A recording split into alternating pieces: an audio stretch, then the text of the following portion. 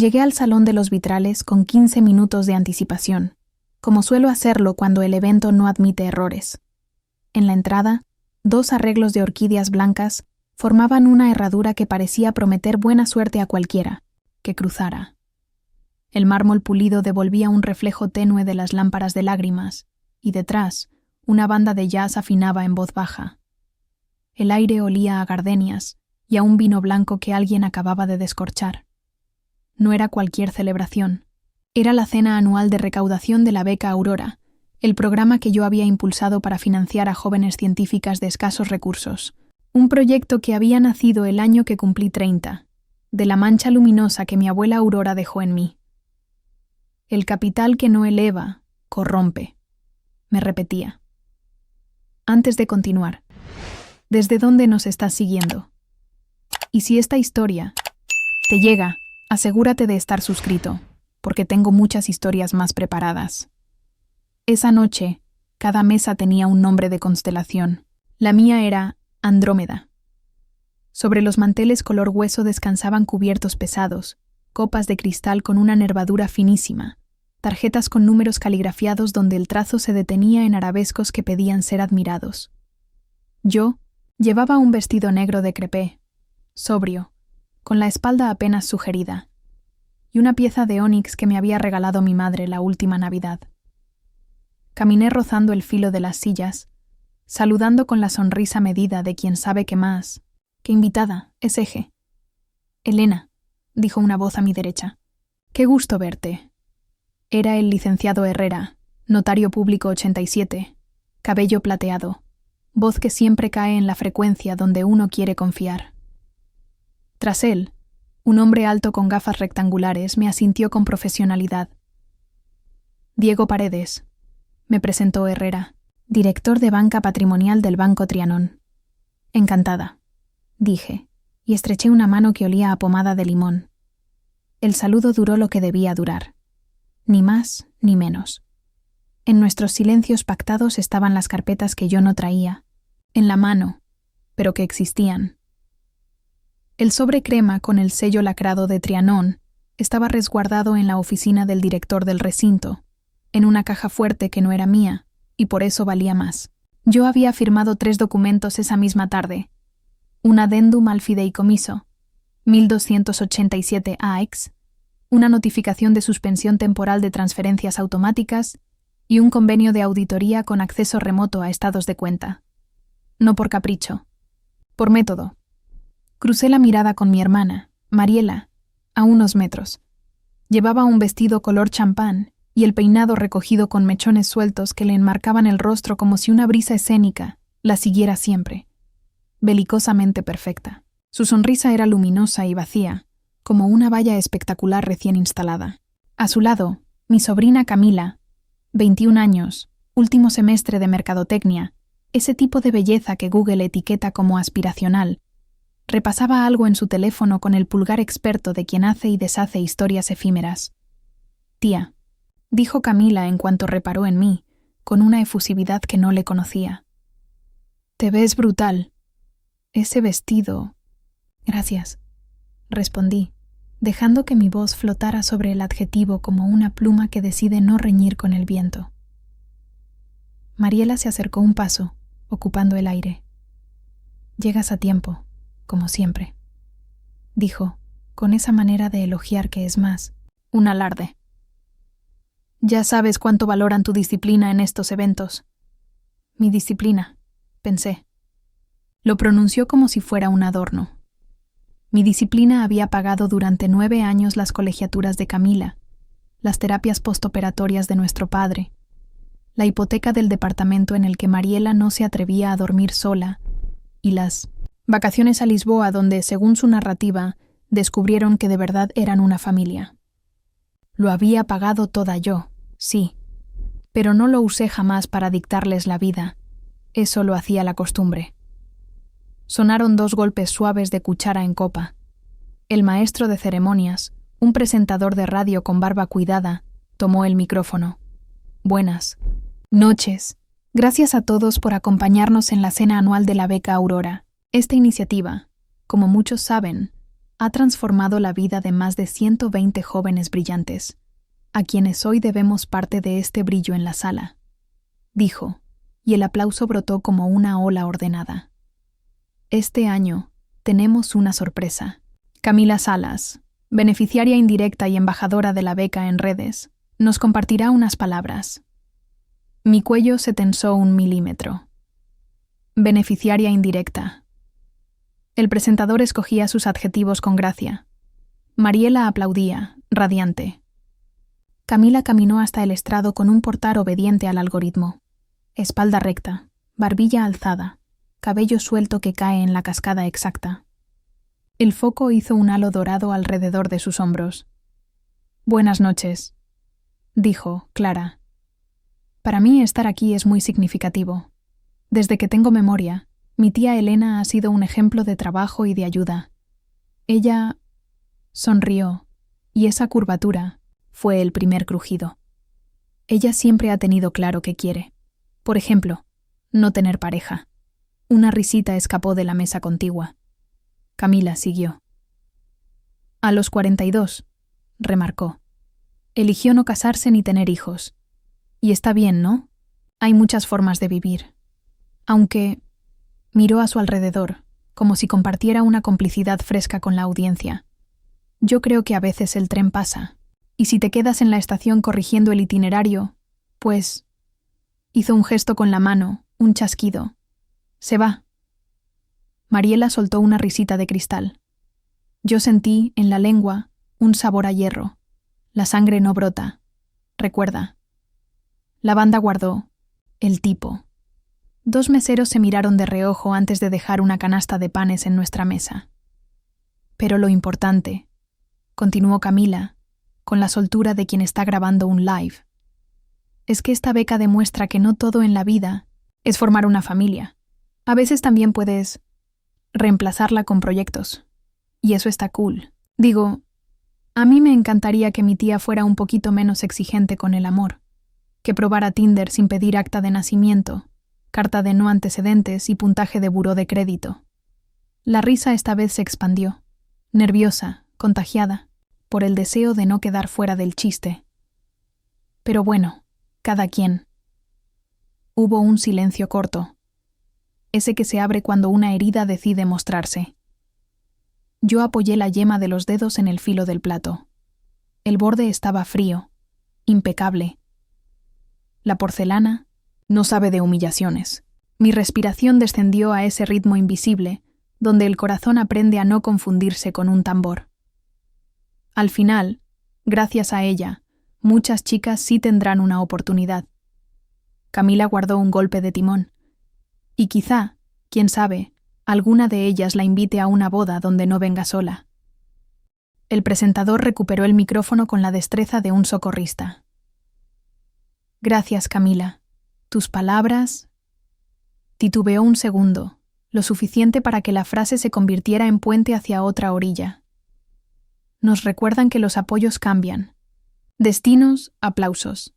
Algunos tímidos, otros más francos, como quien no percibe la microcrueldad que acaba de aplaudir. Mariela me miró esperando el retorno.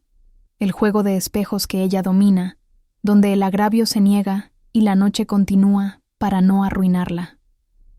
Yo sonreí, sin dientes. Incliné la cabeza a un ángulo que solo entiende quien decide no hacer. Pública su dignidad. Un mesero dejó frente a mí una copa de Sauvignon Blanc. La tomé. El cristal vibró un segundo contra mi anular. Tragué un sorbo y el ácido me atravesó como la línea recta de un bisturí. Limpio, preciso. Querida, susurró Mariela acercándose apenas. Ya conoces a los jóvenes. Hablan sin filtro. Además, tú... Abrió las manos. Tienes una vida perfecta.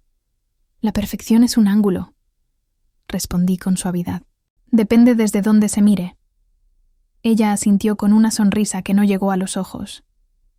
En ellos había un destello de triunfo. Yo la vi como se ve, por un instante, el dibujo entero de un tapiz al apartar la vista. Los hilos delgados que sostienen la figura. Recordé entonces el correo que había recibido esa mañana de parte del contador de la fundación. 4 cargos en restaurantes, 2 en una boutique italiana, 1 en una clínica de wellness de lujo, todos con concepto, asesoría, beca Aurora. Las facturas venían firmadas por Camila. Había llamado al contador. El contador había dicho: la señora Mariela autorizó los reembolsos en calidad de mecenazgo relacional. No supe cómo negarme. Así que sí, Camila hablaba, sin filtro, y yo, la de la vida perfecta, había decidido que los filtros, a veces, salvan vidas. Y que esa noche, en ese salón de vitrales, bajo el jazz a medio volumen y la gardenia dominando el aire, no iba a permitir que confundieran generosidad con servidumbre. Pidieron silencio nuevamente. Era mi turno de hablar. El presentador me llamó con una sonrisa amplia. Recibamos a la mujer cuya visión y constancia han hecho posible que esta sala esté llena de historias a punto de florecer. Elena Salas. Caminé hacia el estrado. Mientras recorría los pasos contados que separaban mi silla del micrófono, me detuve un instante junto a la mesa Orión. Una mano, sin dueño identificable, se apoyó en mi antebrazo. «Gracias», susurró una voz que no vi. Era una de las becarias de este año. Reconocí después en su pulsera con la pequeña A grabada. Le apreté los dedos con leveza. Seguí. El micrófono olía a metal reciente. Desde aquí, las lámparas eran soles domesticados y las mesas, archipiélagos. Respiré. Recité mentalmente la oración que repito antes de cada decisión relevante. No reactivo, compongo. Mis ojos buscaron entre los invitados al licenciado Herrera y a Diego Paredes. Ambos me miraban con esa atención aquietada que solo tienen los profesionales que conocen el guión y esperan la señal para el siguiente acto. «Buenas noches», dije. «Gracias por estar aquí». Conté, con calma, el origen de la beca. Agradecí a los donantes invisibles y a los visibles. Narré con colores y cifras el impacto. 120 alumnas en 9 años, 78 tituladas, 42 ya colocadas en laboratorios, 8 cursando maestrías en el extranjero. Mencioné el nombre de mi abuela, y el salón hizo ese murmullo suave de las cosas que se comparten en común. El aplauso esta vez sí fue un abrazo. Y ahora, continué, con una pausa que dejé respirar. Quiero proponer un brindis por las decisiones, por las que se toman a tiempo y por las que llegan cuando el tiempo no supone nada. Tomé la copa que un asistente me acercó. La levanté. Sentí en el antebrazo el peso pequeño de la promesa que uno hace ante otros. Antes de acercarla a los labios, mi teléfono vibró en el bolso con una insistencia eléctrica. 2, 3, 4 veces. Lo ignoré. Bajé la copa, sin beber. Brindemos por la autonomía, dije, por el trabajo que es siembra y no cadena. Bebí. El vino se volvió tibio al cruzar mi boca. Alguien gritó, «¡Salud!», desde el fondo. Murmullos, risas. Entregué el micrófono. Di 2 pasos hacia atrás. El presentador tomó la palabra y anunció el video de testimonios. Las luces bajaron. En la pantalla, rostros jóvenes contaban, con voz temblorosa, cómo la beca había evitado que abandonaran sus estudios. Yo, en la penumbra, abrí el bolso y miré la pantalla negra de mi teléfono. 10 llamadas perdidas de Mariela. 6 mensajes, no leídos de Camila. El último, con un emoji que no merecía memorizarse. Volví a bloquear el móvil. Lo guardé. Cuando regresé a la mesa, Mariela ya había adoptado su pose de dueña del sábado. «¿Viste?», me dijo. Todo mundo conmovido. «Eres brillante en el estrado. Ojalá igual con...». Dejó la frase sin terminar, pero no hizo falta que la caminara. «También nos gustaría verte brillar en lo personal». Yo corté el filete con precisión. El jus dejó una estela amarronada en el plato. Masticar es una manera de medir el mundo. Camila, enfrente, tomaba una selfie con la copa en alto. Su pantalla iluminó sus ojos con un resplandor azulado que la hacía parecer un animal nocturno. «Tía, vamos a la after», dijo. «Dicen que pondrán una barra de martinis con nitrógeno. Te hace falta un shot de juventud. Puede que a mí me falte juventud», respondí con una sonrisa, «pero a ti te sobra temeridad». «Ay, relájate». Camila rodó los ojos. «Es broma. Todo lo tomas muy en serio. Por eso estás sola». No escuché el ouch teatral de alguien que quiso amortiguar la insolencia. Lo que escuché fue un pequeño clic en mi cabeza. El mismo sonido que hace el pestillo cuando una puerta, por fin, cierra. Me limpié con la servilleta, deposité el cubierto en el plato y me puse de pie. «Vuelvo en un minuto», dije. Caminé hacia la parte trasera del salón. El pasillo de servicio olía a salsa reducida y a detergente. Dos cocineros hablaban del resultado de un partido en voz baja. Toqué a la puerta de la oficina del director del recinto. Un guardia, atento, me abrió. Adentro, el director, nervioso y solícito, me ofreció asiento. Junto al escritorio, sobre una mesa auxiliar de madera, me esperaba el sobre crema con 1900, el sello lacrado. «¿Listo?», pregunté. «Como acordamos», dijo el director. Firmé el libro de custodia con mi nombre completo y mi trazo sin temblores. Rompí el sello. Dentro, las copias certificadas del adendum al fideicomiso y la notificación para Trianón. Suspensión temporal de transferencias automáticas a cuentas vinculadas a los beneficiarios secundarios, S02 y S02A, Mariela Salas y Camila Salas, con fundamento en la cláusula tercera bis, inciso C, por presunta desviación de recursos y uso no conforme a objeto social. Hasta en tanto concluya auditoría externa. Vigencia. Inmediata. No era un arrebato. Era el protocolo que yo misma había diseñado para el caso de irregularidades. Nadie en mi familia lo había leído. Nadie lee los anexos. Nadie lee nunca los anexos. «Gracias», le dije al director. «En 5 minutos, el notario Herrera pasará a recoger copia para su protocolo. Diego Paredes recibirá el PDF firmado digitalmente». El director asintió. Me ofreció agua. Rechacé. Guardé las copias en una carpeta de piel color tabaco. Salí. El salón seguía en penumbra. En la pantalla, una becaria contaba cómo había descubierto Saturno en un telescopio de latón.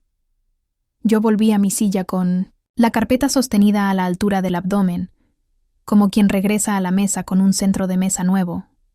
Me senté. Mariela me miró la carpeta como se mira una maleta que no se esperaba en ese viaje.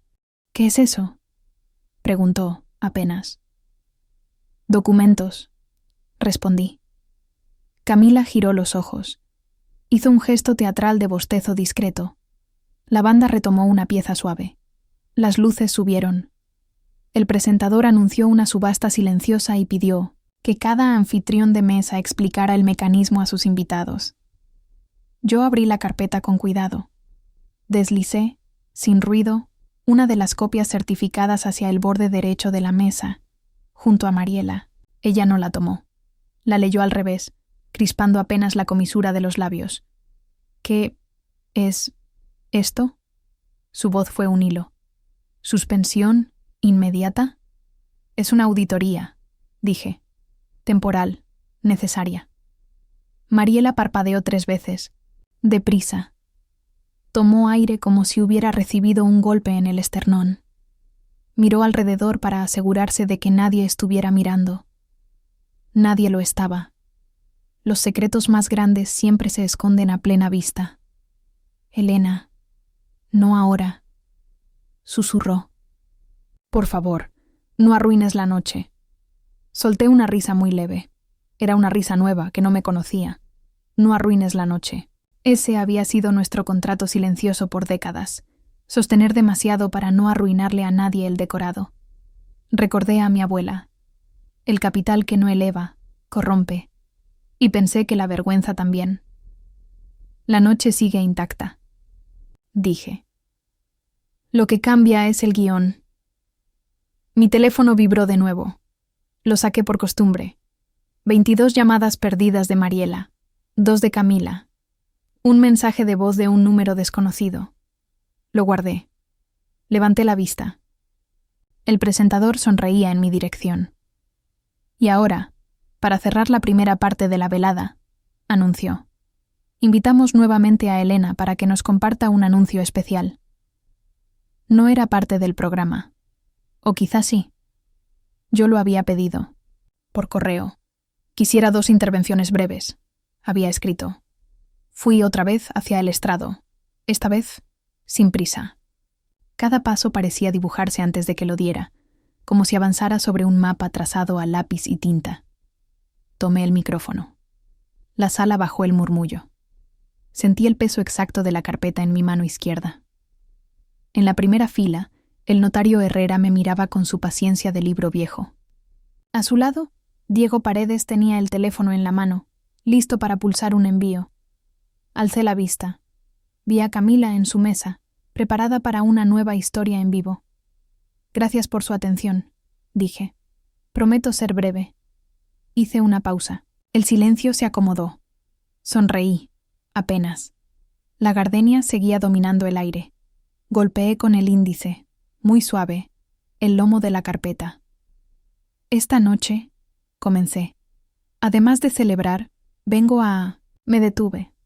Mi teléfono vibró de nuevo en el bolso, como un animal impaciente. Lo ignoré. Inspiré lento. En mi lengua, otra vez, el rastro tenue del vino. A tomar una decisión que debí tomar antes. Mariela se tensó en su silla como una cuerda demasiado tirante. Camila levantó el teléfono con ese gesto automático de ave de rapiña que huele carne. El notario inclinó la cabeza.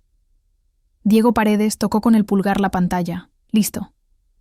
Yo abrí la carpeta. El primer documento, con su sello azul, respiró sobre el atril como un pez que acabara de saltar del agua. Levanté la mirada hacia el salón entero. La dejé golpear, con dulzura, como derrama una ola mansa. A partir de ahora, dije, y la luz, de pronto, se cortó. Un chasquido seco. Las lámparas de lágrimas quedaron en sombras. El jazz murió. Los celulares encendieron un mar de luciérnagas, y en la oscuridad exacta de ese segundo, alguien, no supe quién, soltó un grito que hizo añicos la porcelana de una mesa. Capítulo 2. La noche aprende mi nombre, la oscuridad no cayó. Se plegó. Como si alguien hubiera recogido el mantel del cielo con 2 dedos, dejando al salón dentro de una campana muda.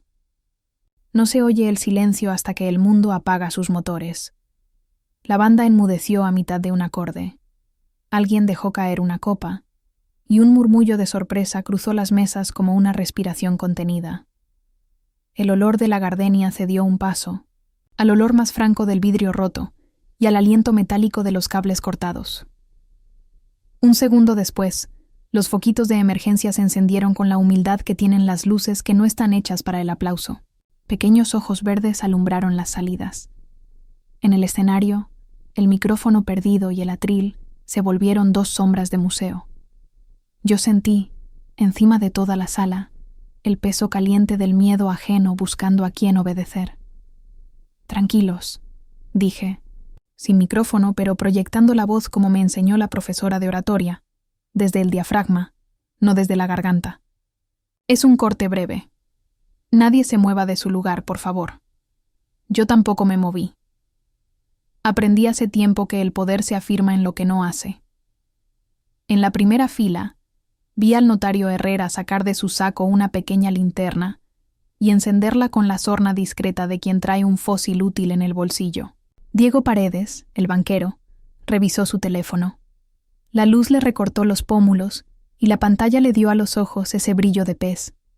¿Todo bien?, preguntó él, acercándose al pie del estrado, modulando la voz para que me llegara solo a mí. Todo según el plan, excepto la lámpara, respondí.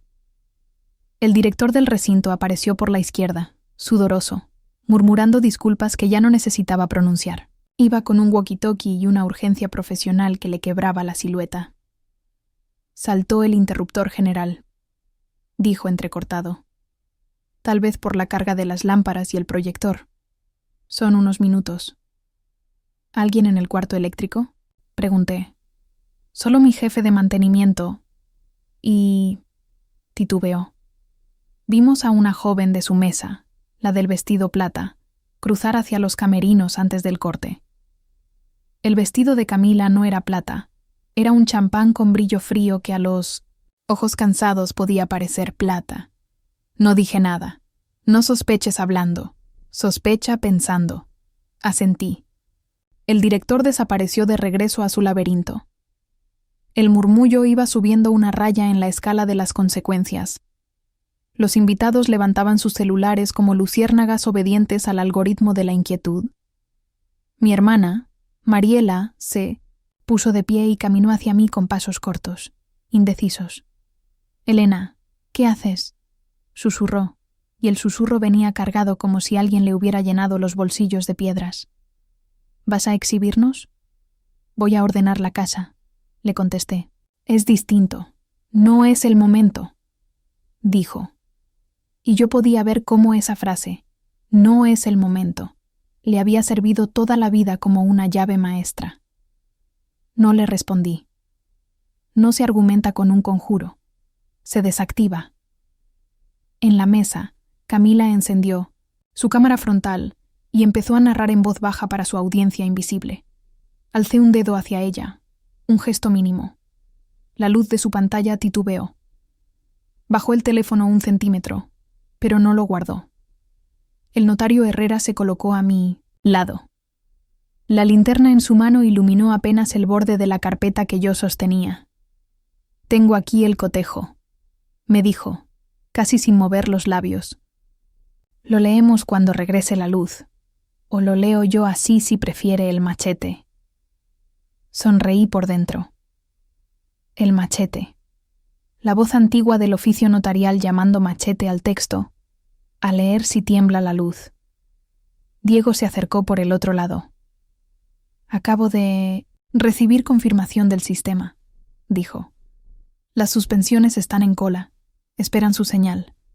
En cuanto entremos, dispara», le pedí. «Y envía los acuses a mi correo y al de la secretaría de la fundación».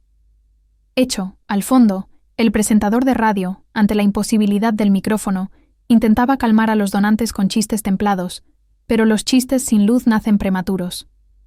La banda improvisó notas sueltas con instrumentos apagados, gesto de buena crianza profesional. Miré a la sala como uno mira a un animal que ama y que de pronto enseña los dientes. Llevábamos años celebrando aquí.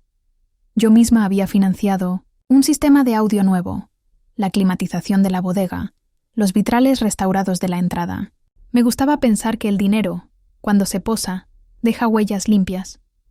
Esa noche iba a comprobar que también puede trazar cercos. El director regresó, más blanco. «Alguien metió mano», dijo bajo. «El magnetotérmico no se dispara solo». Y se detuvo. Encontramos un seguro de plástico encajado en la palanca, como para que no subiera. Tuve la visión nítida de Camila atravesando el pasillo de servicio con la ligereza con que atraviesa Stories, sin pensar en el peso del después. Pero las visiones no son pruebas, y yo no soy el tipo de mujer que se alimenta de sospechas. Me alimento de documentos. En cuanto regrese la luz, dije, quiero que suspendan el proyector 10 segundos y después lo enciendan con el HDMI, que ya les compartí. No toquen el volumen. Y pida al personal que cierre las puertas. Nadie entra ni sale hasta nuevo aviso. Es por seguridad. El director asintió y salió como envuelto por su propio mandado. La sala, entretanto, había bajado a una penumbra negociada. Los mozos, prudentes, dejaron de caminar con bandejas y se arrimaron a los muros como si la noche los hubiera llamado por su nombre. Cierta elegancia sobrevive a todos los cortes de luz, la que sabe no hacer ruido. Mi teléfono vibró en el bolso con la pertinacia del motor de una pecera. Lo saqué. En la pantalla. 31 llamadas perdidas. Mariela. A esa cifra le gustaba el teatro, el mismo número que usaría un titular al día siguiente si esto fuera una crónica amarilla. La realidad, sin embargo, tiene menos ingenio y más barro. Vi también 3 notificaciones de mi banquero. Operaciones en cola. Listo para ejecución mancomunada. Apreté el botón de bloqueo y guardé el aparato. La luz regresó de golpe, con ese mal gusto con que regresan los excesos. Las lámparas de lágrimas encendieron su bosque de espejos, y el salón respiró aliviado como un pulmón que se salva del agua. Hubo un aplauso breve, casi infantil. El presentador buscó mi mirada. Yo asentí una vez. El proyector se encendió 20 segundos después, obediente al director, y en la pantalla no apareció un video de violines ni fotos de graduaciones. Apareció una portada sobria. Beca Aurora, Protocolo de Transparencia y Uso de Recursos. Artículos 8 a 17. Oí el pequeño suspiro de Mariela al otro lado de la sala, aunque quizás solo lo imaginé. Respiré hondo. Tomé el micrófono ahora vivo. Lo devolví a su lugar exacto en el atril como quien coloca un bisturí sobre una bandeja de acero. Gracias por su paciencia, dije. Retomo donde me quedé. Esta noche, además de celebrar, vengo a tomar una decisión que debí tomar antes, reforzar frente a todos una regla que ya existía y que por costumbre algunos olvidaron. Hice una pausa. Di un paso al costado para que la pantalla, detrás, tuviera su reino. Señalé con la palma abierta, sin teatralidad. La beca Aurora nació para estudiar, continué. No para comprar, no para cenar, no para representar en lo social. El artículo 12 de nuestro protocolo dice: queda prohibido el uso de recursos del fideicomiso para gastos de ocio, estilismo, suplementos médicos no prescritos, obsequios, viajes no académicos y cualquier asesoría relacional que no tenga vínculo directo con objetivos académicos. Infringir esta regla conlleva suspensión temporal del acceso a los beneficios y auditoría inmediata. No leí cada coma del artículo. Solo recorté con la voz aquello que de verdad importaba. A la derecha de la portada, proyecté 3 facturas. Montos difuminados, conceptos destacados. Restaurante Le Marché. Asesoría Beca Aurora. Boutique Via Condotti. Imagen institucional. Wellness Clinic. Cortesía inspiracional. En las últimas semanas, seguí, detectamos cargos con conceptos ambiguos a nombre de 2 beneficiarias secundarias del fideicomiso, cargos que fueron reembolsados con la firma de un apoderado no autorizado para ese nivel. El protocolo que yo misma diseñé se activa en estos casos: suspensión preventiva, auditoría externa y restitución si procede. No daré nombres. Miré a la sala y la sala me miró, porque el proceso debe respetar su camino, pero sí diré esto. Mientras dure la auditoría, no saldrá un peso de las subcuentas secundarias S02 y S02A. Y lo hago aquí, frente a ustedes, porque la confianza también se firma en público. Hubo un murmullo más denso, de esos que no significa desorden sino ajuste de sillas internas. Noté, en un gesto lateral, que Camila había dejado el teléfono sobre el mantel. Sus ojos, sin ocupación inmediata, se volvieron por fin humanos. Levanté la carpeta y la abrí sobre el atril. El notario Herrera dio un paso, dejó la linterna en el borde por puro humor y leyó con la voz de los que nacieron para que la letra entre no por la sangre, sino por el oído. Ante mí, licenciado José Herrera, notario público número 87, comparece la señora Elena Salas Vargas, en su carácter de fideicomitente y presidenta del Consejo de la Fundación Aurora, y exhibe adendum al fideicomiso 1287 AX, Banco Trianon, por el cual pausó lo suficiente para que la respiración colectiva hiciera su trabajo.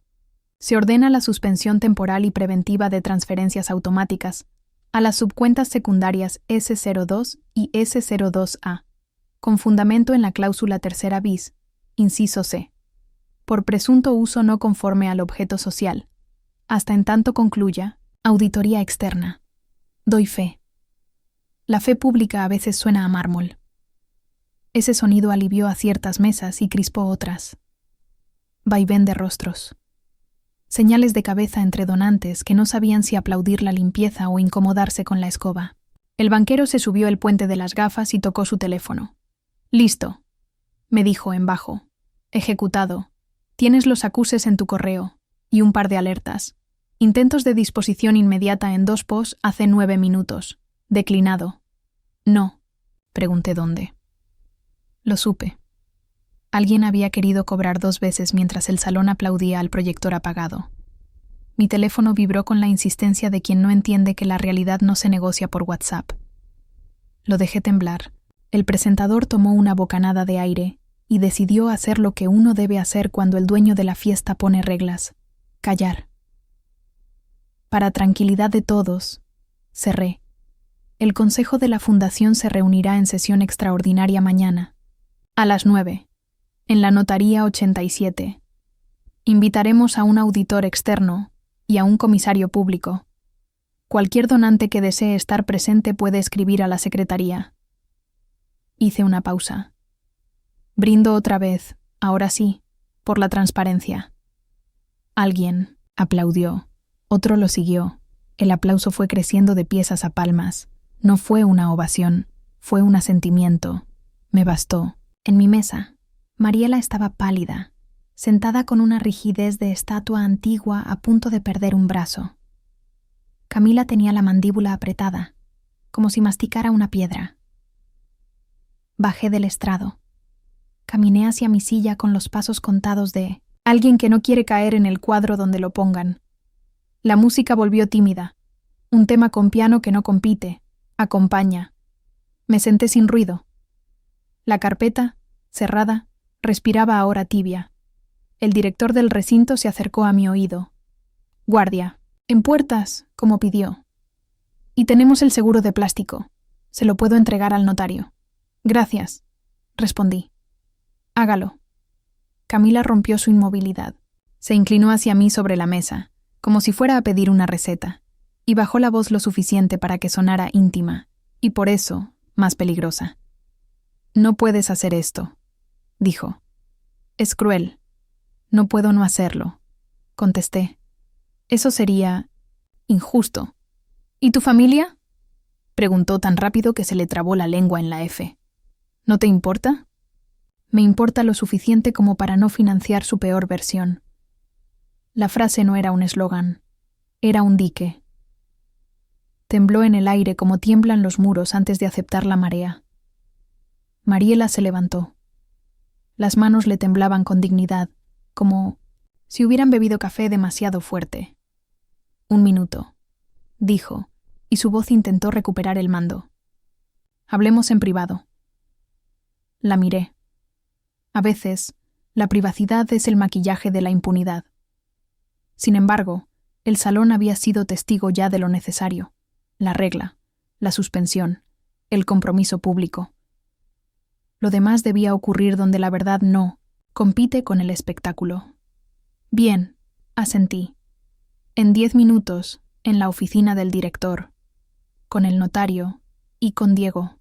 «Sin ellos», pidió Mariela, y era un ruego que llevaba ropaje de orden. «Con ellos», dije. «La familia es sangre. Esto es dinero. No mezclemos». Mariela bajó la mirada un segundo. Camila apretó la servilleta entre los dedos hasta arrugarla como si quisiera borrar una palabra. En la periferia del salón, algunos donantes aprovecharon el respiro para acercarse. Una mujer de cabello blanco y manos de pianista me dijo: «Gracias». Un hombre con corbata granate. Era necesario. 2 jóvenes becarias se detuvieron a 2 metros, sin atreverse a cruzar el cerco invisible que separa la gratitud de la intromisión. Les sonreí con los ojos y se marcharon como ciervas. El presentador anunció la subasta silenciosa, con una voz que se esforzaba por sonar igual que la de hace media hora, y no lo lograba. Los invitados se levantaron a mirar las piezas. Una litografía firmada, una cena con una chef famosa, una visita guiada a un observatorio. Yo me quedé sentada. La noche, por fin, estaba doblada a mi favor. No eufórica, en posición. 10 minutos después, me puse de pie y con un gesto breve para el notario y para Diego, caminé hacia la parte trasera. El mismo pasillo de servicio, el mismo olor a salsa reducida, ahora con un fondo leve de ozono, reciente por la subida brusca de las luces. La puerta de la oficina estaba entornada. Entré. El director estaba de pie junto al archivo metálico. Dejó el seguro de plástico sobre el escritorio como quien deposita un insecto ya muerto. «Gracias», le dije. Señalé el seguro. «¿Puedo?» «Claro», respondió. Lo tomé. Era un pequeño bloqueo de candado transparente, como los que se usan para ejercicios de seguridad eléctrica. Tenía una muesca que lo adaptaba a una palanca estrecha. Nada improvisado. Alguien sabía lo que hacía. Mariela entró sin tocar. Detrás, Camila. La primera con el mentón hacia adelante como un ariete. La segunda con los hombros tensos de quien ya no está actuando para nadie. El notario cerró la puerta con esa cortesía que hace ruido. Diego se acomodó a un lado, sin invadir, con su teléfono listo como un estetoscopio. «Primero, gracias por venir», comencé. «Esto no es una emboscada. Es una conversación que debimos tener hace meses». «Meses», repitió Mariela como si saboreara una acusación. «¿Meses, Elena? ¿Meses mientras tú nos dejabas creer que todo estaba bien? ¿Meses mientras pagabas tu papel de salvadora? Meses en que yo revisaba facturas que no reconocía», dije. Meses en que, por no arruinar la noche, pospuse preguntar por qué una asesoría relacional costaba 9.000 pesos una tarde. Camila dio un paso. «Fue una colaboración», dijo. «Me invitaron a un evento de networking para posicionar la beca. A mí me invitaron. Soy embajadora. ¿Te acuerdas?» «Estoy al tanto», respondí sin hierro en la voz. «Lo que no entiendo es por qué la beca tuvo que pagar tu vestido para ese posicionamiento. O tus masajes de oxigenación creativa. O...» Tomé la carpeta. «Esta cuenta de 1.200 euros en una boutique que vende más espejos que ropa. Es imagen», dijo Camila. «Todo se mide ahora por eso. Tienes que entenderlo, tía. Si yo me veo bien hablando de la beca se ve bien. Es marketing». «El marketing se paga con presupuestos de marketing», dije. «Esta fundación tiene uno, y hay un comité. Ninguna de esas erogaciones pasó por él». Mariela estalló con una risa corta, afilada. «El comité», repitió. «Todo en ti son comités, actas y artículos. ¿Cuándo fue la última vez que te sentaste con tu familia sin pedir un comprobante? Te estamos hablando como sangre. Y yo les respondo como administradora de un patrimonio que no es mío», dije. «Y como tu hermana te digo, nadie te pidió que le pagaras miedo con dinero». Mariela abrió la boca para contestar, pero no encontró el verbo. Camila miró al notario con una animadversión de animal sorprendido en su guarida. «¿Y él por qué está aquí?», preguntó.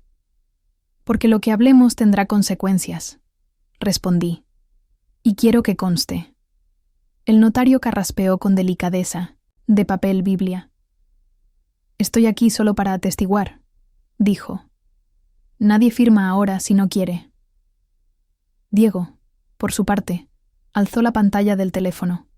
«Yo solo confirmaré que lo que acordemos puede ejecutarse sin tropiezos», agregó. Mariela clavó los dedos en el borde de la mesa. «¿Qué quieres?», preguntó, y la fijeza en su mirada era la que usa cuando no marca límites, sino horizontes.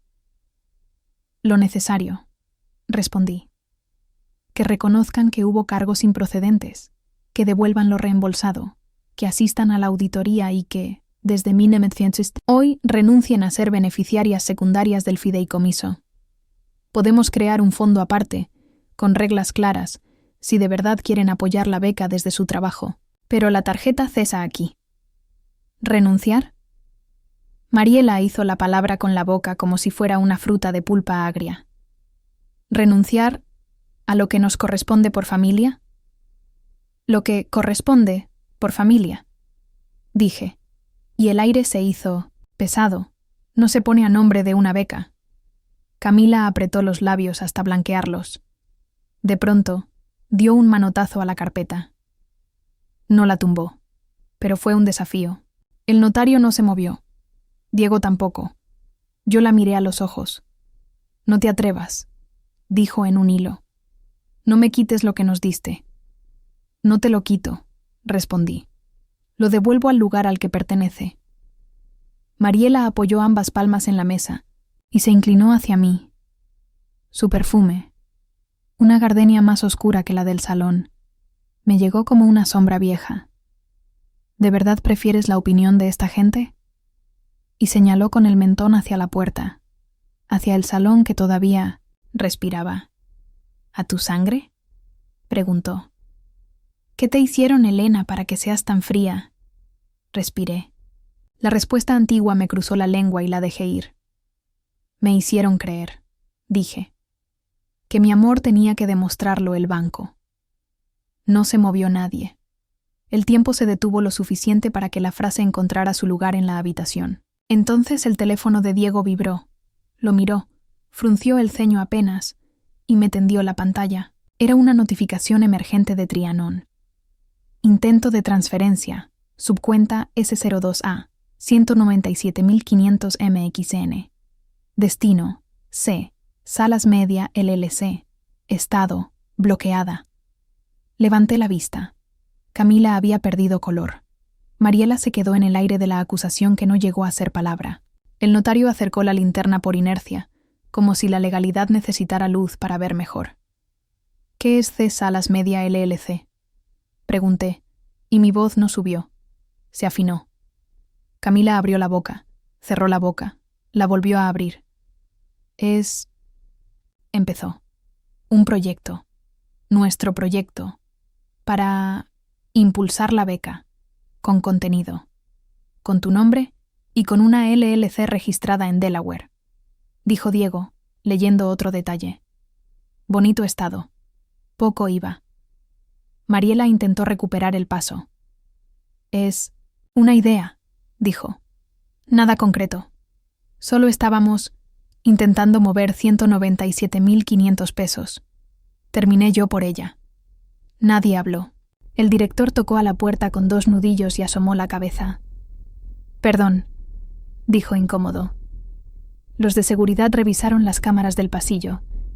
Tenemos una imagen de quien puso el seguro en la palanca. El aire cambió de temperatura en 1900. Un segundo, como si alguien hubiera abierto la ventana en invierno. El notario enderezó la espalda. Diego guardó el teléfono. Yo apreté, bajo la mesa, el seguro de plástico en mi mano. Pásenla, dije. El director extendió una fotografía, impresa. La luz amarilla de la oficina le daba un grano de película vieja. Se veía a una joven de perfil, el cabello recogido, un vestido champán que a la cámara le pareció plata, la mano izquierda sosteniendo la palanca del interruptor y la derecha encajando el seguro transparente. La línea de la mandíbula, la inclinación del cuello, la curva de la clavícula. No necesitaba mirar 2 veces para saber que esa mujer era mi sobrina. El silencio después fue el diferente. No el de la sala, que espera, sino el de la familia que se parte. Camila, dije con la voz muy baja, mírame. Ella alzó los ojos, húmedos de algo que no era arrepentimiento. Era orgullo herido. Fue por ti, dijo, para que no me humillaras. Me humillaste tú a mí en un salón lleno, respondí. Y sobre todo, humillaste a la beca. El notario guardó la fotografía con un cuidado ritual.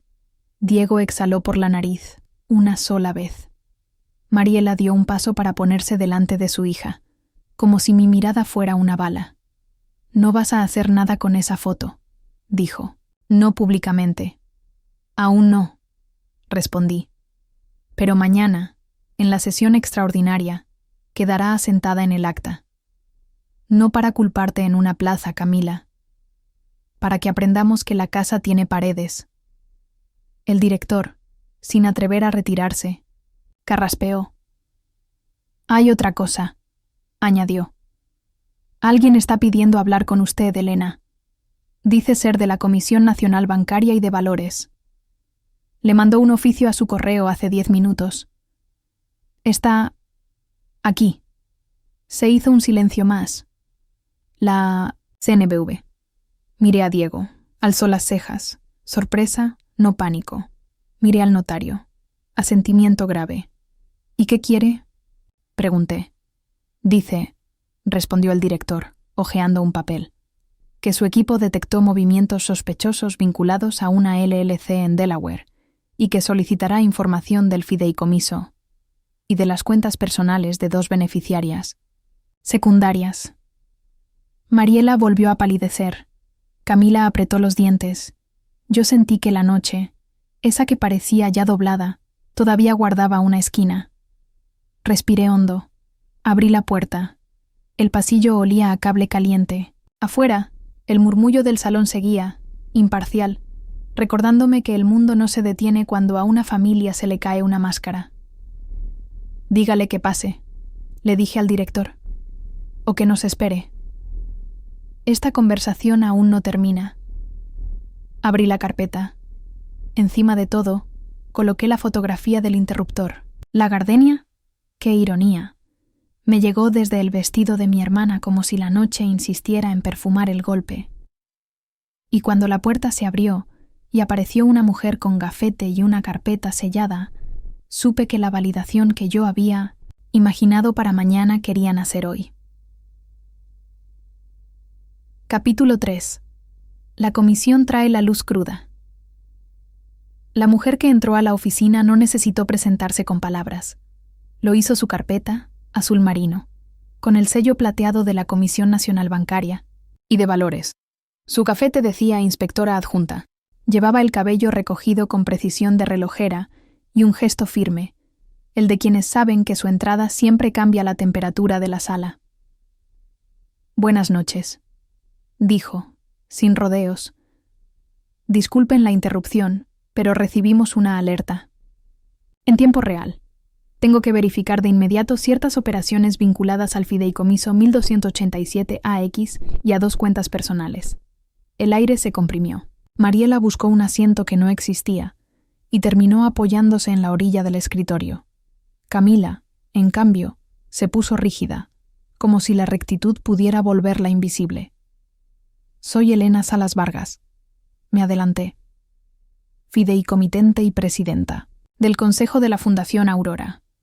Está usted en mi casa, aunque el mármol no lleve mi nombre.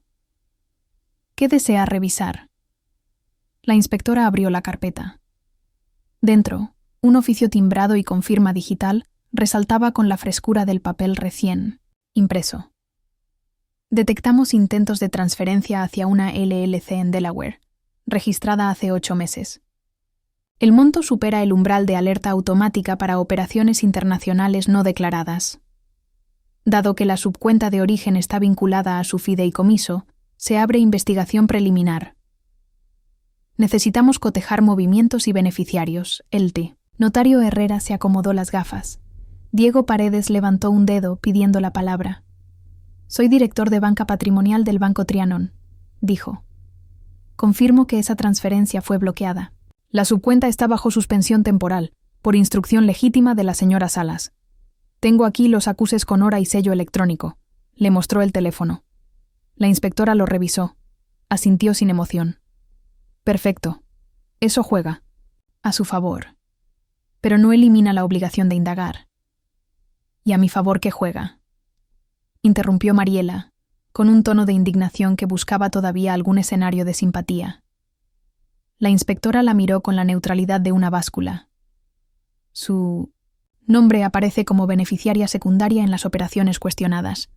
Camila apretó la mandíbula. «Yo hice todo», explotó de pronto.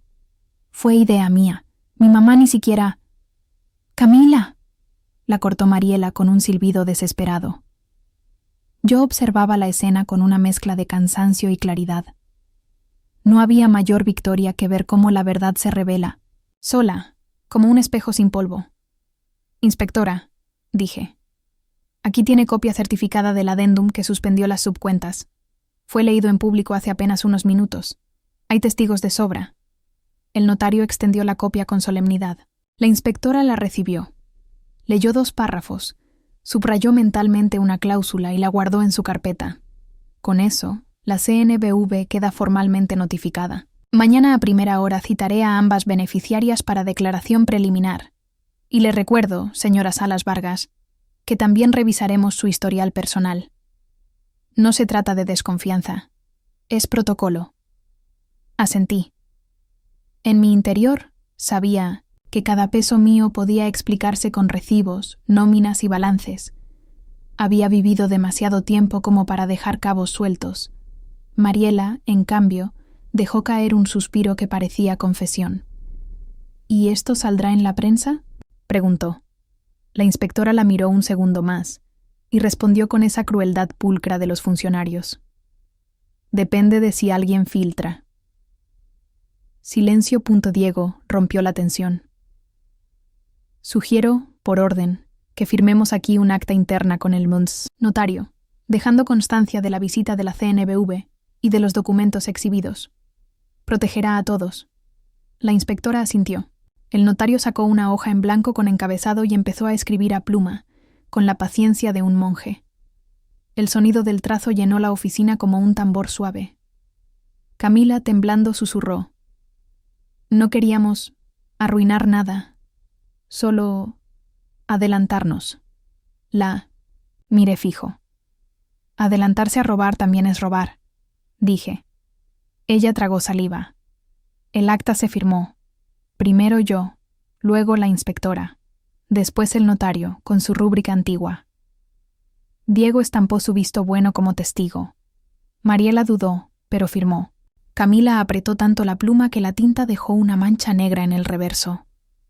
La inspectora guardó todo, y antes de salir, nos dejó la última frase de la noche. La transparencia no es un brindis, es un estado permanente.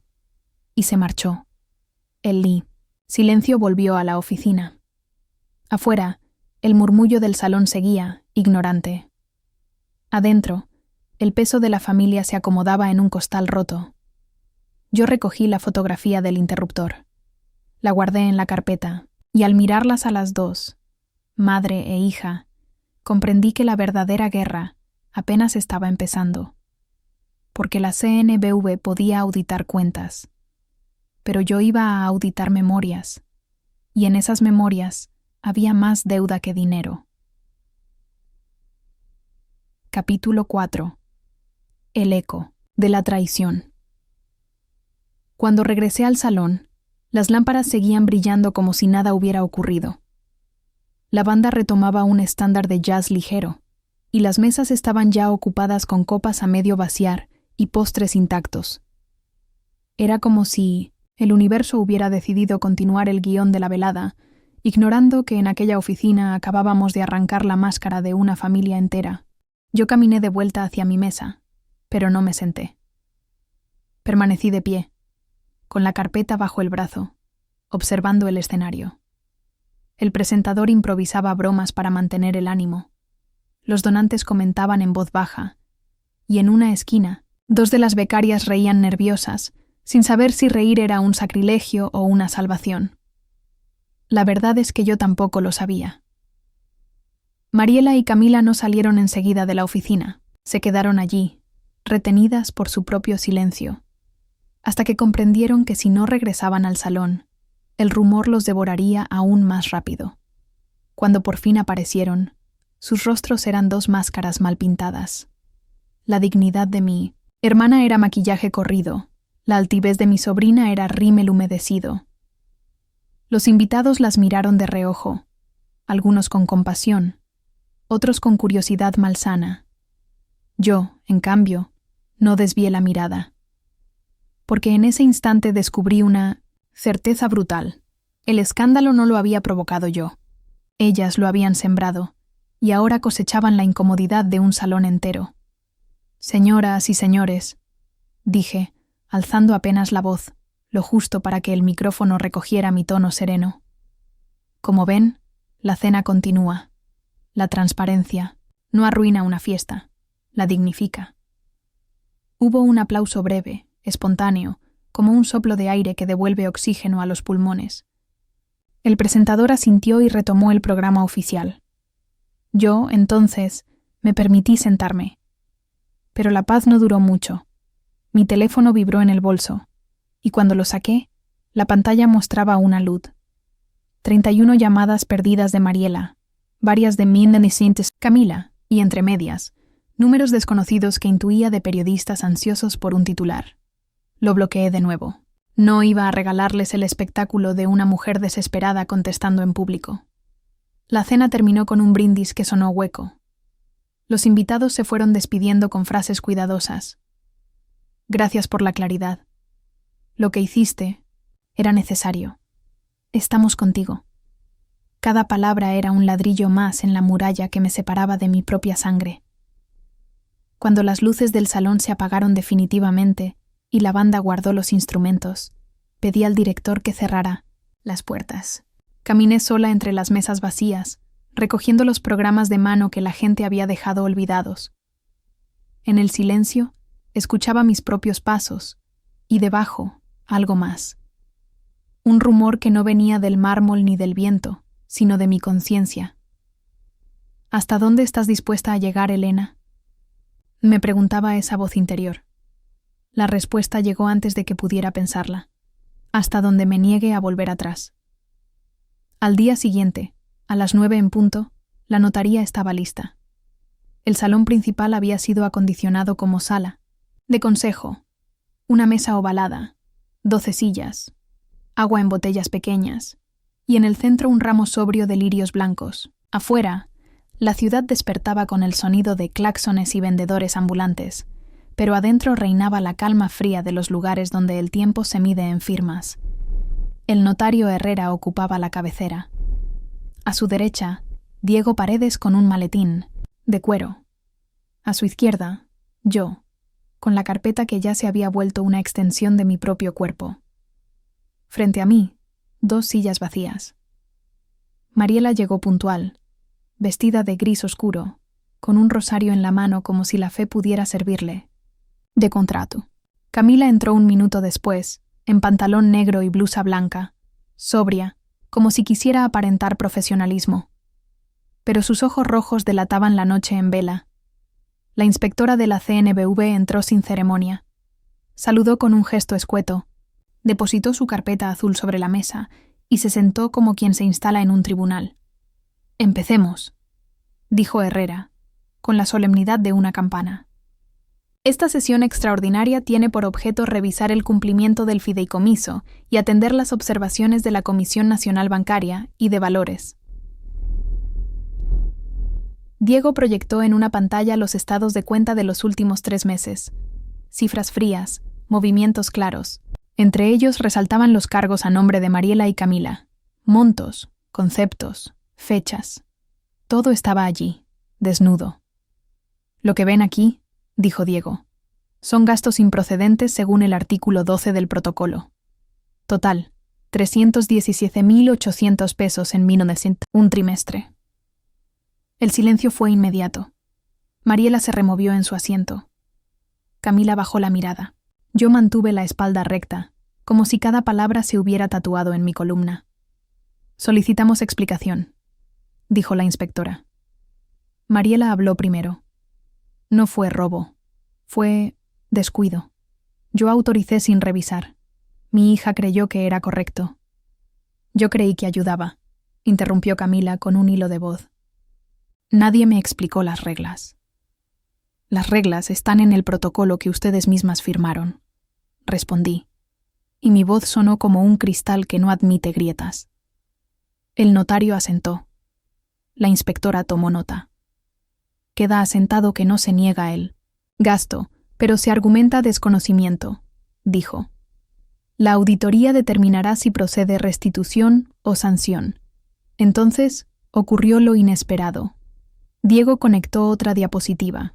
Era un correo electrónico filtrado, con encabezado C. Salas Media LLC. El remitente, Camila. El destinatario, un empresario de Monterrey. El asunto. Posible patrocinio paralelo. El texto era breve, directo. Si mi tía se niega a aumentar los fondos, tenemos otra vía. A cambio de representación exclusiva, podemos transferir montos desde el fideicomiso. Nadie lo revisa. Confirma interés. El golpe fue seco. Mariela palideció. Camila apretó los puños sobre la mesa. La inspectora levantó la mirada con la frialdad de quien huele pólvora. ¿Esto es suyo?, preguntó, mostrando el correo. Camila no contestó. Sus labios temblaban. Yo, en cambio, respiré profundo. No con alegría, sino con una calma amarga. La prueba que había esperado había caído sola, como fruta podrida. Ese correo, dije, no es descuido, es dolo, y es la razón por la que no podía callar más tiempo. La sala se llenó de un silencio que pesaba como plomo, y entonces el notario levantó la pluma y dijo: «Queda registrado». Fue en ese instante cuando comprendí que el verdadero juicio acababa de comenzar. Capítulo 5. La fractura de la sangre. Acta del notario quedó abierta en medio de la mesa, como una herida recién cortada. Nadie se atrevía a pasar la página. Yo mantenía la vista fija en el correo proyectado en la pantalla. Esa frase que ya no podía desleerse. Nadie lo revisa. Era la confesión más brutal, porque demostraba que no solo había codicia, sino cálculo. La inspectora de la CNBV carraspeó, con esa austeridad de los funcionarios que jamás dicen una palabra de más. «Este correo es suficiente para abrir un expediente formal», dijo.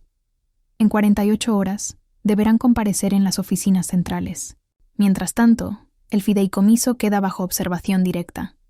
Mariela se llevó las manos al rostro, como si quisiera borrar la escena entera. Camila, en cambio, alzó la barbilla con una insolencia frágil. «No entienden nada», dijo. «Yo no iba a robar. Solo buscaba opciones. Ustedes viven en un mundo de papeles y sellos, pero allá afuera todo se mueve más rápido». «Más rápido no significa más limpio», respondí, y mis palabras cayeron como un portazo. El notario asentó, dejando constancia. Diego bajó la proyección y cerró su laptop, como quien baja el telón de una obra demasiado incómoda. «El Consejo debe votar», dijo Herrera. «La señora Salas Vargas propone la exclusión de Mariela y Camila como beneficiarias secundarias. El protocolo lo permite. ¿Quiénes están de acuerdo?» Levanté la mano. Diego también, en calidad de testigo bancario. La inspectora tomó nota. 2 votos a favor, ninguno en contra. Exclusión aprobada. La palabra exclusión quedó, suspendida en el aire, más dura que cualquier cifra.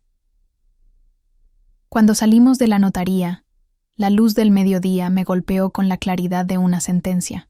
Afuera, un par de reporteros aguardaban con cámaras y micrófonos. Alguien había filtrado la noticia.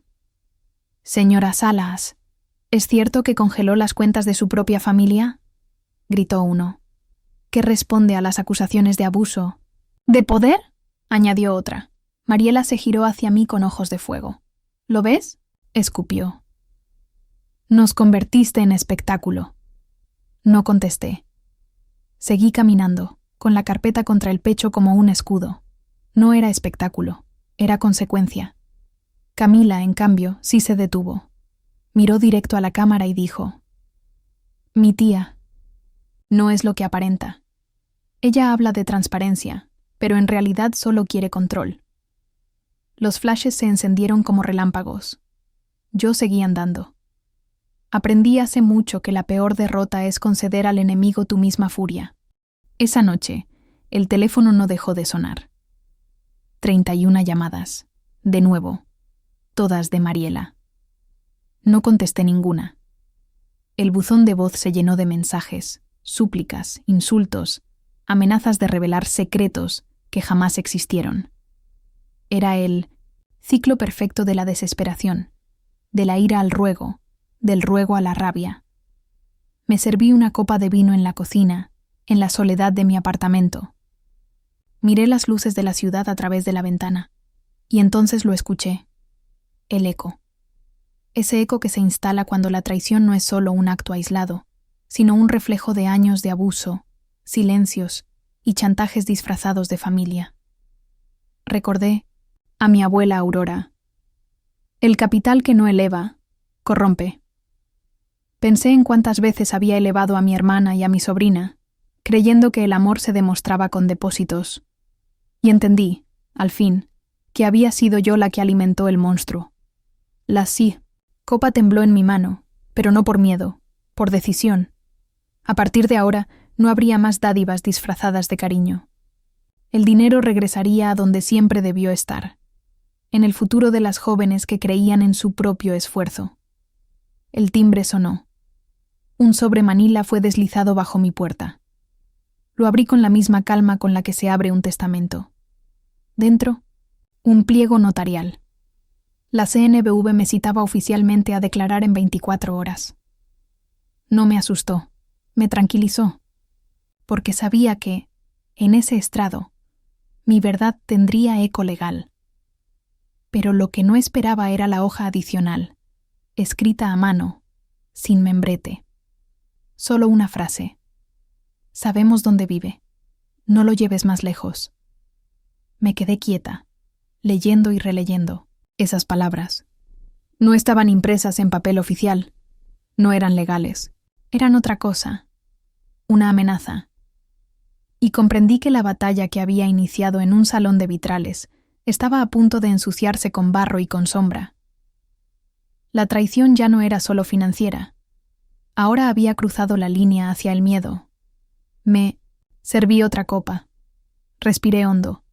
Y murmuré, para mí misma: no retrocederé, porque el miedo también es un fideicomiso. Solo crece si uno lo alimenta. Capítulo 6. El precio del miedo. Dormí poco esa noche. No por el vino, ni por la cita con la comisión, sino por ese papel anónimo que ahora descansaba sobre mi mesa de noche. Una frase escrita con tinta apresurada tenía más filo que cualquier auditoría. Sabemos dónde vive. No lo lleves más, lejos. Lo releí varias veces, analizando cada trazo como si fuera una pista. La caligrafía era irregular, con inclinación hacia la izquierda, como de alguien que escribe con rabia o prisa. No era la mano de Mariela. Ella firma con redondez, con el artificio de quien busca parecer delicada. No era tampoco la de Camila. Sus notas siempre llevan corazones en las IES, incluso en listas de supermercado. Era otra persona, un tercero, y eso lo hacía aún más peligroso. A las 8 de la mañana ya estaba en la Comisión Nacional Bancaria, y de Valores, un edificio de cristal que parecía diseñado para que la transparencia no fuera solo metáfora. El aire olía a café de máquina y a carpetas recién abiertas. La inspectora de la noche anterior me recibió con un gesto sobrio. «Señora, Salas», dijo. «Gracias por acudir con puntualidad». Me condujo a una sala de juntas pequeña, sin adornos. Sobre la mesa, una grabadora encendida y 2 plumas azules, idénticas. Todo lo que se dijera ahí quedaría registrado, no en la memoria frágil de los testigos, sino en la permanencia de un acta.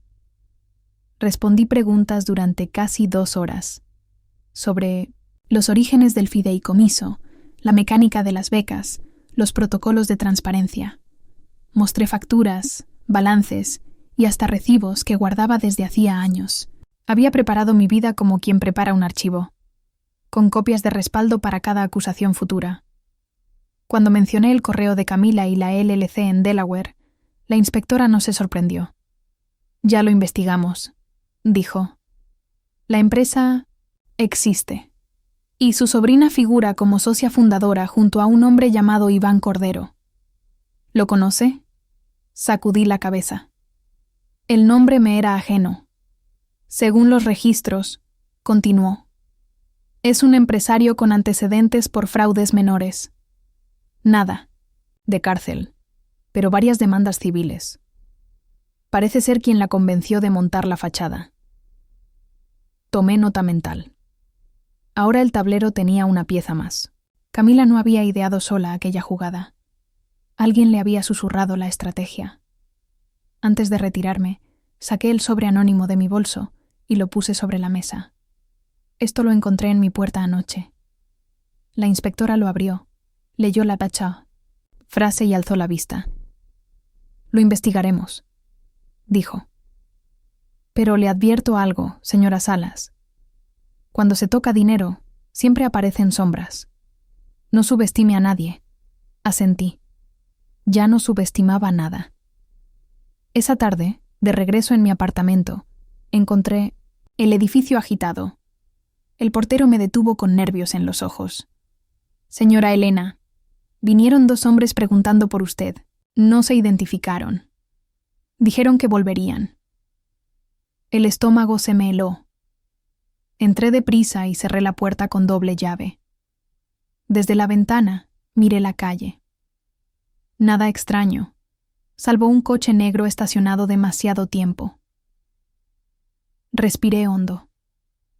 El miedo quería instalarse, pero decidí usarlo como alarma, no como condena. Llamé a Diego. Contestó de inmediato.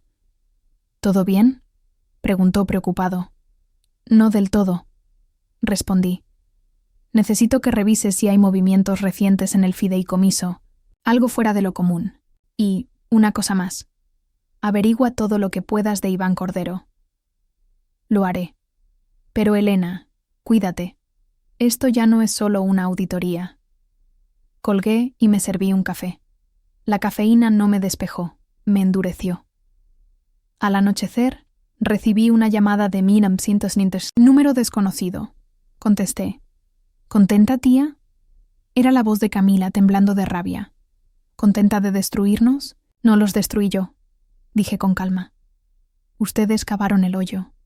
Yo solo encendí la luz. No tienes derecho, gritó. Tú tampoco eres perfecta. Sabemos cosas. Entonces dilo, respondí, con una serenidad que me sorprendió. Si tienes pruebas, muéstralas. Yo sí las muestro. Hubo un silencio largo. Después, un sollozo mal contenido, y la llamada se cortó. Me quedé mirando el teléfono, consciente de que esa niña que había criado como a una hija estaba convirtiéndose en mi peor enemiga. No por maldad pura, sino por la mezcla corrosiva de orgullo y miedo. Esa noche, antes de dormir, hice algo que nunca había hecho. Abrí la caja fuerte de mi estudio y saqué un cuaderno antiguo de mi abuela Aurora. No era un diario, era un registro. Cada página tenía nombres, fechas, cantidades. Ella había prestado dinero durante décadas a vecinos, conocidos y hasta familiares, anotando cada centavo. Algunos habían devuelto, otros nunca. Pero todos estaban allí, escritos con la misma caligrafía firme. Lo hojeé lentamente, hasta llegar a una frase al margen que nunca había notado. Cuando prestas sin condiciones, no ayudas, prolongas la miseria. Cerré el cuaderno con manos firmes. Comprendí que el verdadero legado no era el dinero que heredé, sino la lucidez con que debía administrarlo. El miedo seguía rondando afuera, tal vez en el coche negro, tal vez en nuevas llamadas anónimas, pero dentro de mí se encendía otra certeza. No había vuelta atrás, porque cuando la familia se convierte en verdugo, la única salvación es erigirse en juez, y yo estaba dispuesta a dictar sentencia. Esa madrugada, a las 2:17, sonó una notificación en mi celular, un correo de Diego. Revisé. Alguien intentó mover fondos a través de un fideicomiso espejo, creado hace 3 semanas a nombre de Aurora Global Trust. El apoderado, Iván Cordero. El café de la mañana siguiente se me antojó innecesario. La adrenalina ya hervía en mi sangre. La batalla había dejado de ser solo familiar. Ahora era internacional. Capítulo 7. Medidas cautelares. El correo de Diego, con el asunto. Aurora Global Trust. Quedó abierto como un ojo que no parpadea. Lo leí 3 veces antes de llamar. Explícame el espejo, dije sin saludo. 3 semanas atrás, constituyeron un trust en Delaware, con un nombre casi idéntico. Estatutos vagos. Apoyo a la educación femenina y a la divulgación científica. El apoderado, Iván Cordero. 2 firmantes adicionales, todavía opacos. Apertura de cuenta en un banco boutique de Miami. Lo relevante. Ayer por la noche intentaron una transferencia espejo desde una fintech local. La bloquearon porque no coincidía el beneficiario último. ¿Ruta? Pregunté. Local. Fintech. Corresponsal en Texas. Cuenta en Miami del Trust Espejo. Si no frenamos hoy, lo intentarán con otra pasarela. Esto ya no es una disputa doméstica. Huele a ingeniería. Miré el reloj. 6:04 am. No esperé a que amaneciera del todo. Me vestí con la precisión de quien va a audiencia. Traje gris, camisa marfil, zapatos sin adorno. Guardé en mi bolso 3 objetos: la copia certificada del adendum, el oficio de la CNBV y el cuaderno de mi abuela Aurora. No iba a citarlo en ningún acta, pero su peso me anclaba la espalda. Antes de salir, toqué el sobre anónimo. No lo guardé. Lo dejé a la vista sobre la mesa, como se deja un insecto clavado para recordar que existe. A las 8:15 estaba otra vez, en la Comisión Nacional Bancaria y de Valores. La inspectora me recibió sin sobresaltos, como si los giros de la noche anterior fueran el pan de su escritorio.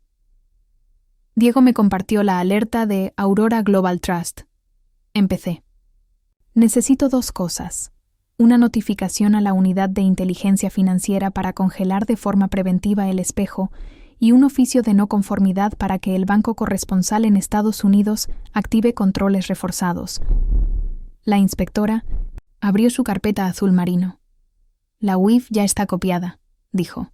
El cruce con Delaware nos complica tiempos, pero podemos pedir medida cautelar si demostramos riesgo inminente de dispersión. ¿Tiene evidencia de que ese trust se creó para confundir? Deslicé sobre la mesa las facturas impugnadas, el correo, de Camila y un cuadro comparativo. Mismo objeto social, mismos eslogans, mismas tipografías en los logotipos.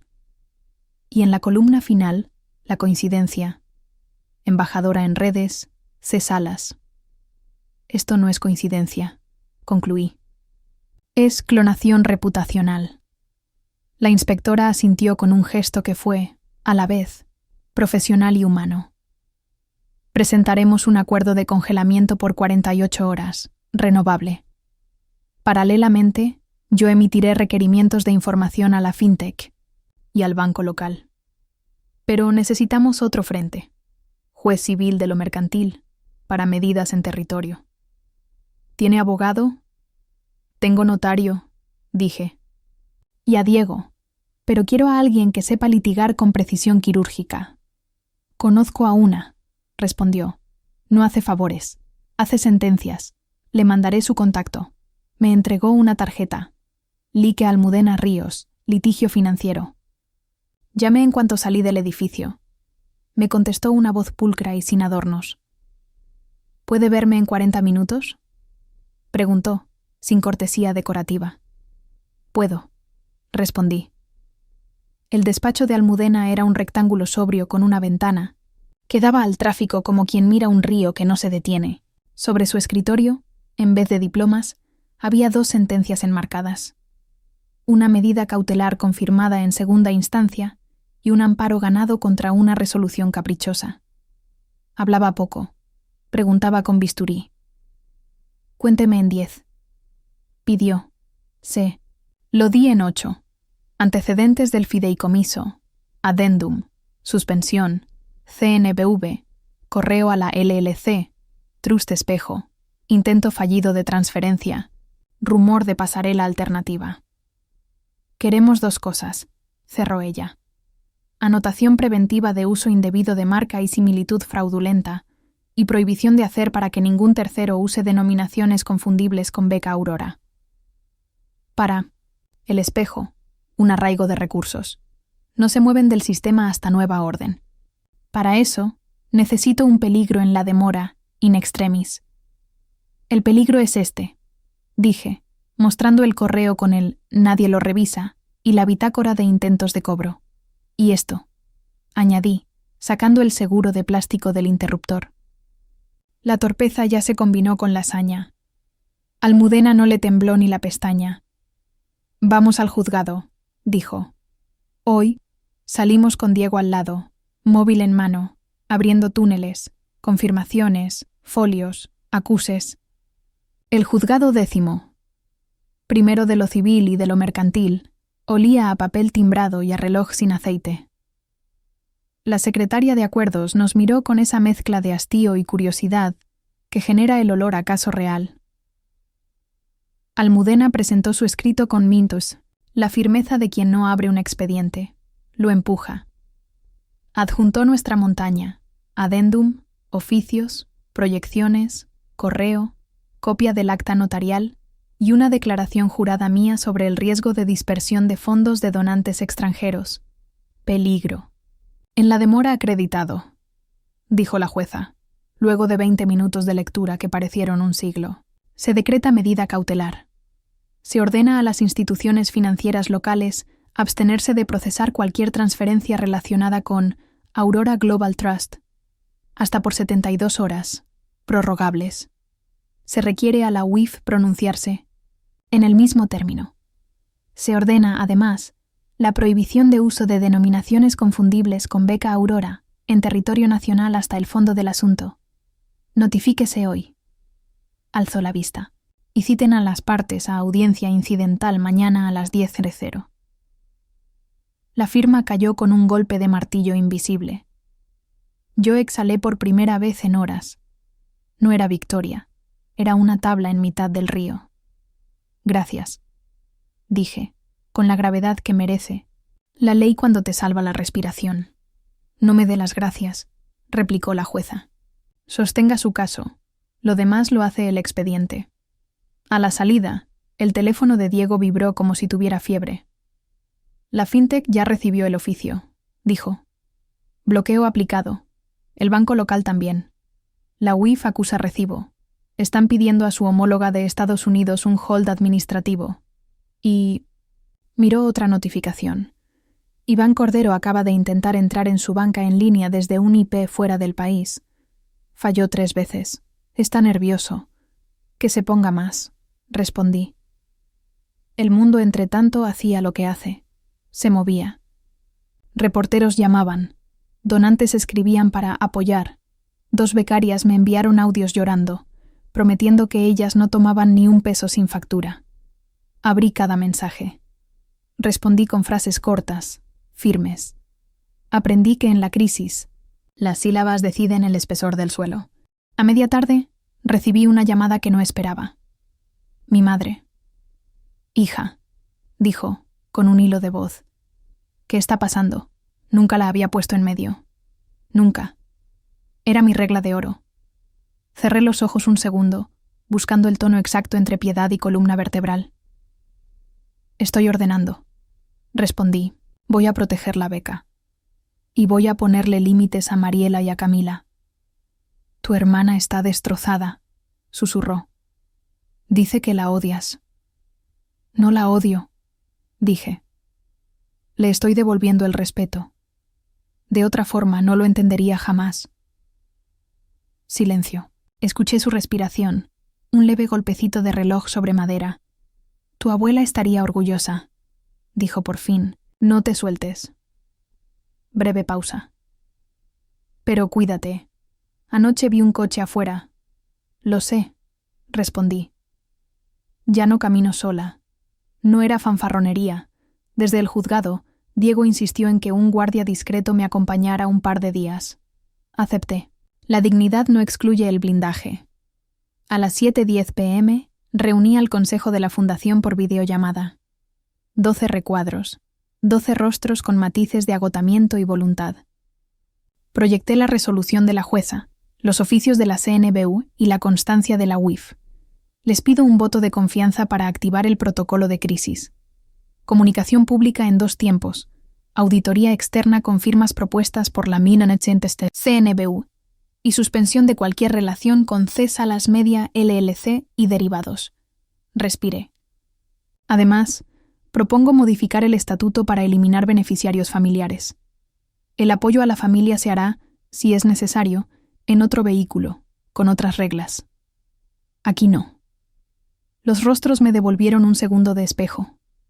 Habló una mujer de Mindunetsin, cabello blanco, manos de pianista, la de aquella noche de los vitrales.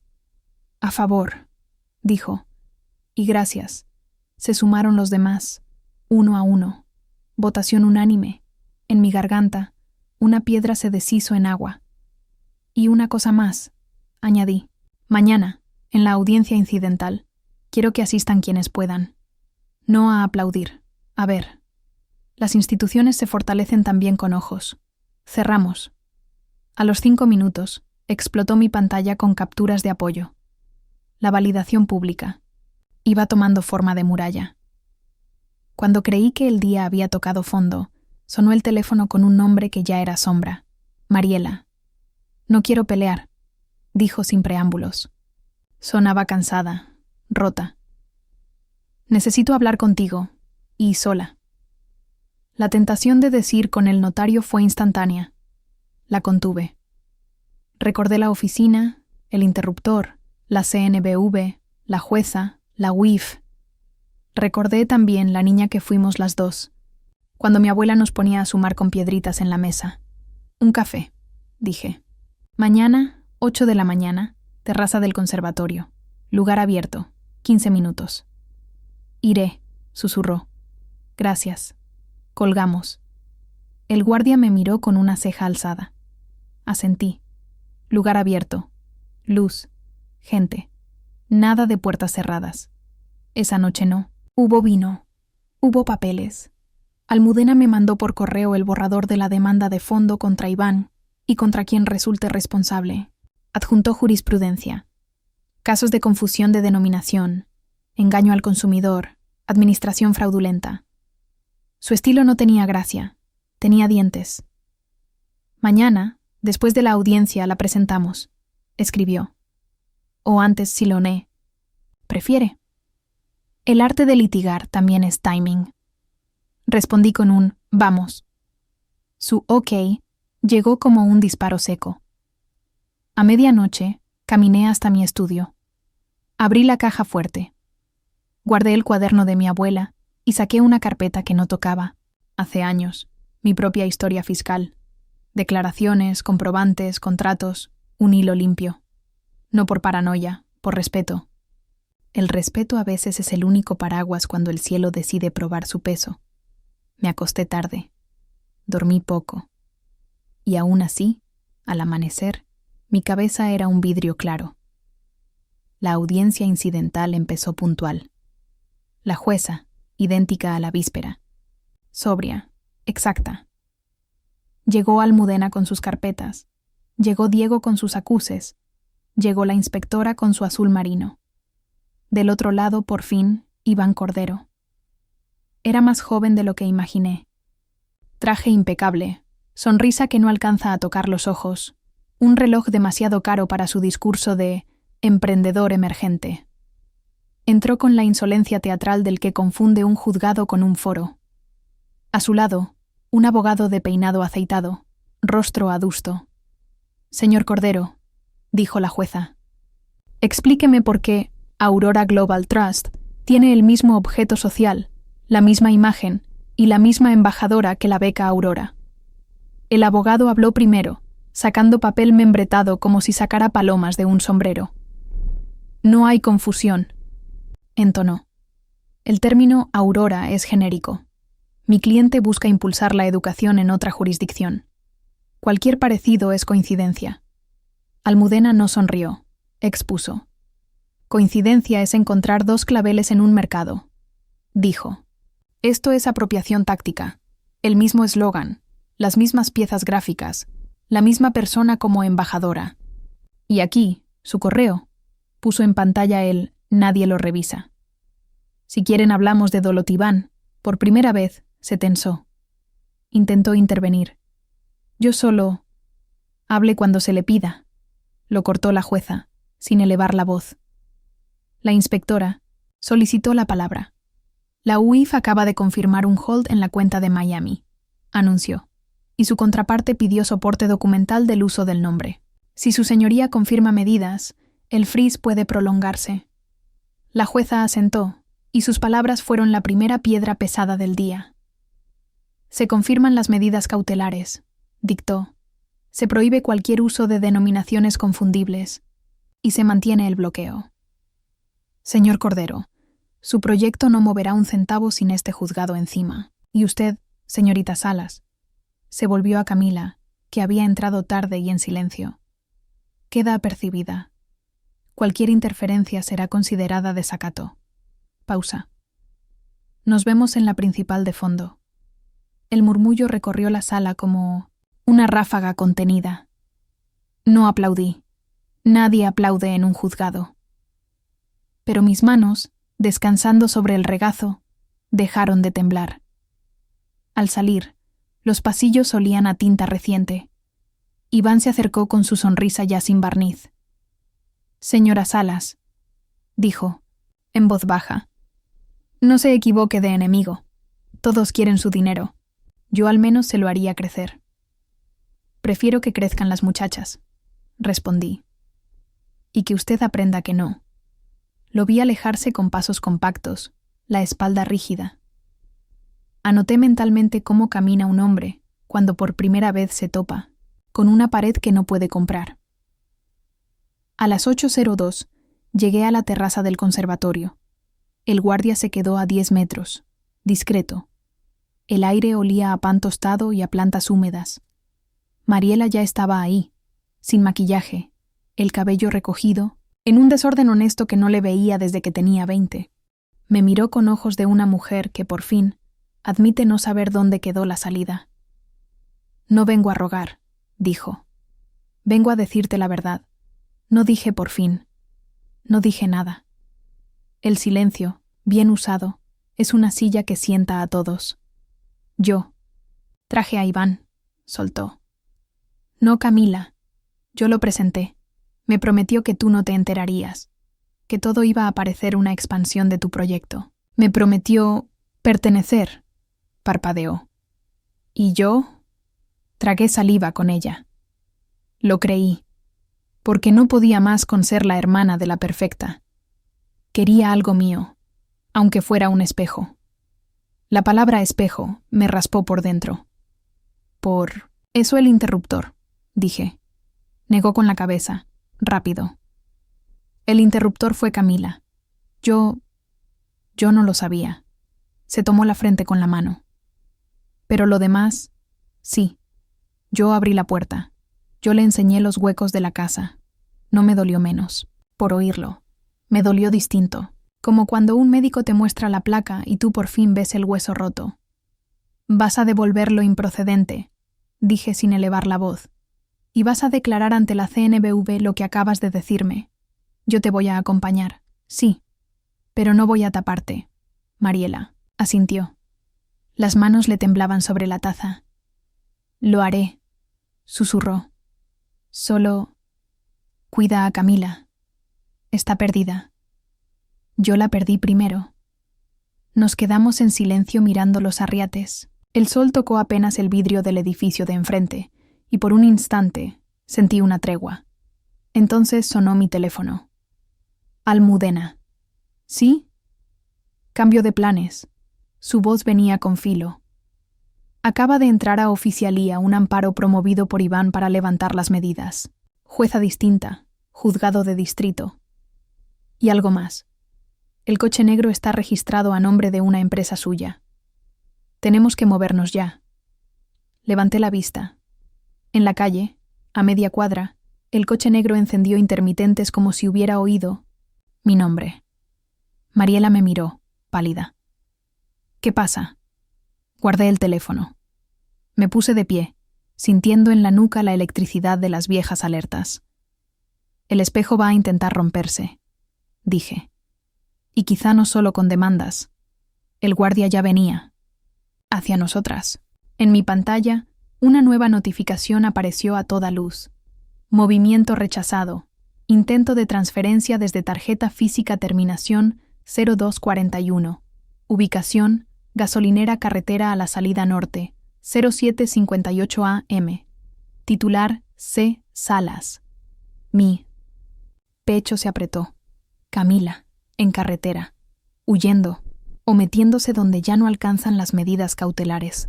¿A dónde vas?, preguntó Mariela, al ver cómo tomaba el bolso. A impedir que se crucen las únicas líneas que no puedo permitir, respondí. Las del miedo y las del dinero. Di un paso. El coche negro, 2. Y mientras la sirena de una patrulla se encendía, al fondo, mi teléfono volvió a vibrar con un número desconocido. Respondí. Y una voz grave, desconocida, dijo: «Señora Salas, si quiere volver a ver a su sobrina, deje caer la demanda hoy». La llamada se cortó. El aire, de pronto, se quedó sin bordes. Capítulo 8. El peso de la última palabra. La voz en el teléfono me había dejado un eco que no se desvanecía. Si quiere volver a ver a su sobrina, deje caer la demanda hoy. No era solo una amenaza, era una jugada, final. La pieza que Iván Cordero creía capaz de inclinar el tablero. Guardé el móvil con calma, aunque las manos me ardían. Mariela, frente a mí en la terraza, se levantó de golpe. «¿Qué dijeron?», preguntó, con los ojos abiertos como lámparas. «Que Camila está en sus manos», respondí, «y que pretenden usarla como ficha». «Dios mío», cubrió su boca con las manos. «Tienes que retirar todo, Elena, por favor». La miré fijo. La miré. Ese «por favor» era el mismo que había escuchado durante décadas cada vez que algo se desbordaba. Pero esta vez no iba a servir. «No», dije. «No voy a retirar nada». «Es tu sobrina», gritó, con lágrimas en los ojos. «Es mi sobrina», asentí. «Y precisamente porque lo es, no la voy a dejar prisionera de un delincuente. Ceder sería entregarla 2 veces». Mariela se desplomó en la silla, sollozando. Yo ya estaba marcando a Almudena.